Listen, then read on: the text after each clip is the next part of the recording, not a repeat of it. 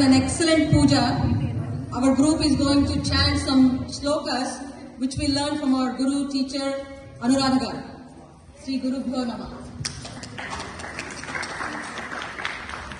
I'm going to give small introduction about each of the slokas we are going to be chanting today. Okay? So we are actually going to be chanting 3 different slokas from 3 different scriptures.